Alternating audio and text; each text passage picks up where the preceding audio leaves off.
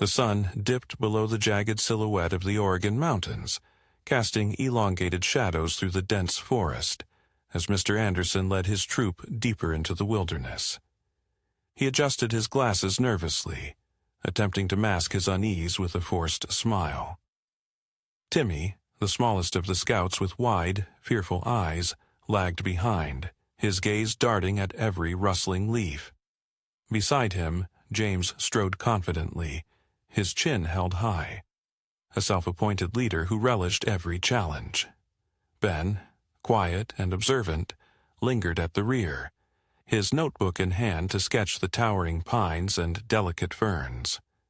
Ryan trudged along with a scowl, kicking at stones and muttering about missing the weekend's baseball game. Mr. Anderson cleared his throat. "Adventure awaits, boys, just a bit further to the campsite." His voice wavered slightly, betraying the doubt gnawing at him. As twilight surrendered to the inky darkness of night, they stumbled upon a clearing where a dilapidated cabin stood shrouded in ivy and moss. Its windows were dark hollows, and the door hung ajar on rusted hinges.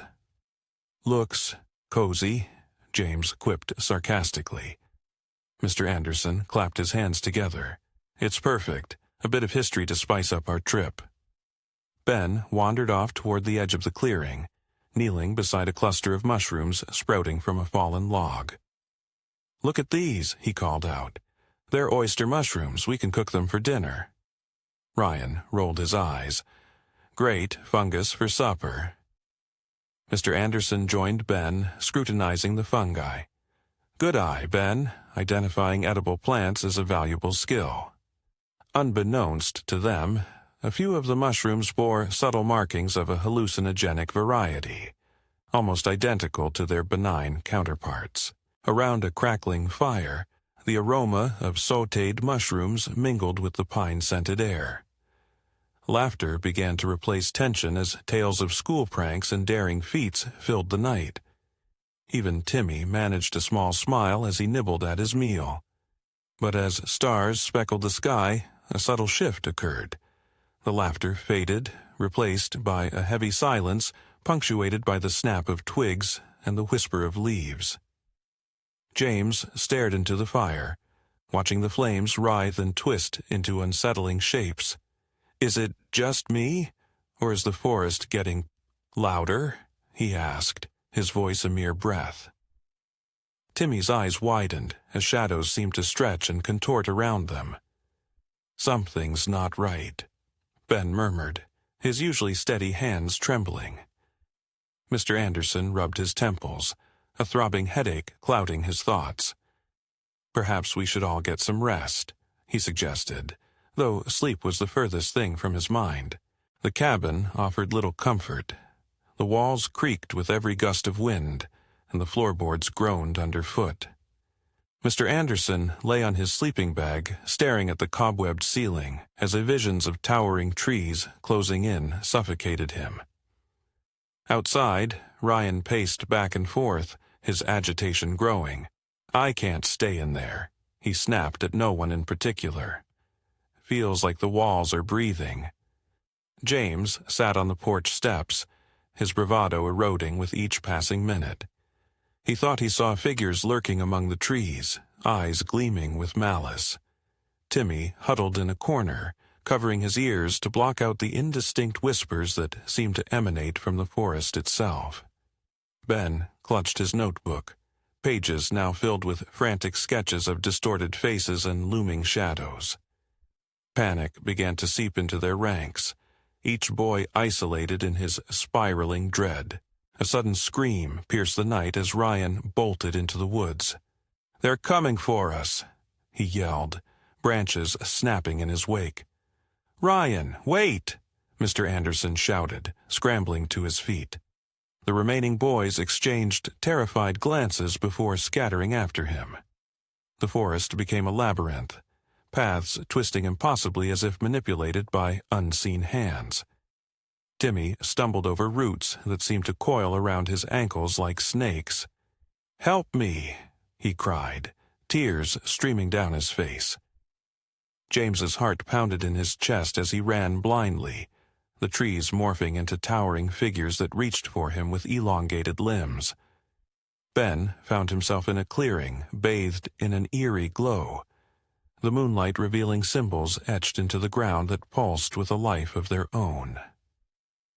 Mr. Anderson's breath came in ragged gasps as he fought against the overwhelming urge to succumb to the madness enveloping them.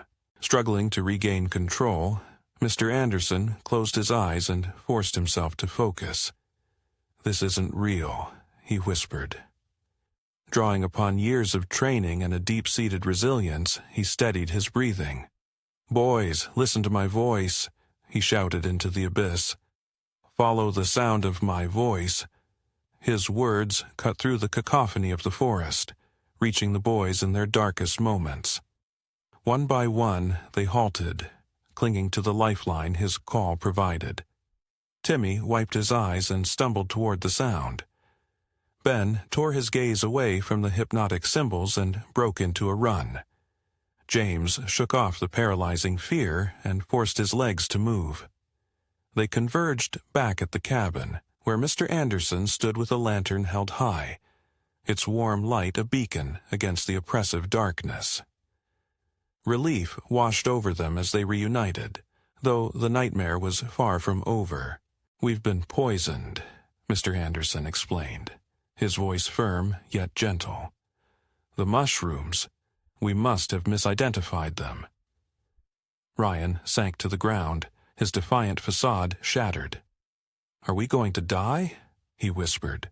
"No," Mr. Anderson assured him, placing a reassuring hand on his shoulder. "But we need to stay together and wait it out. The effects will pass."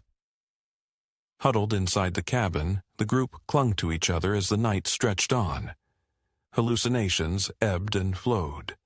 But with Mr. Anderson's calm presence, the terror dulled to a manageable thrum. He shared stories of his own childhood fears and how he overcame them, instilling a sense of hope.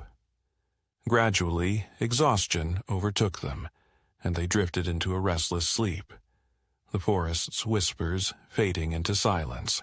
The first rays of sunlight filtered through the grimy windows, casting a golden hue across the cabin floor. The horrors of the night retreated like shadows fleeing the dawn. The boys stirred awake, groggy but lucid. "Is it over?" Timmy asked, his voice small. "I believe so," Mr. Anderson replied with a weary smile. Stepping outside, they were greeted by the serene beauty of the forest, a stark contrast to the sinister landscape of their hallucinations. "We should head back," James suggested, his usual confidence tentatively returning. As they gathered their belongings, Ben paused, his gaze fixed on something in the distance. "What's that?" he asked, pointing to a cluster of stones arranged in a perfect circle, entwined with vines and adorned with unfamiliar symbols. Mr. Anderson's eyes widened. "That wasn't there before," he murmured. A chill ran down his spine as the ground beneath them trembled ever so slightly. The forest held secrets yet undiscovered, and as realization dawned, a haunting question lingered unspoken among them. Had the true nightmare only just begun?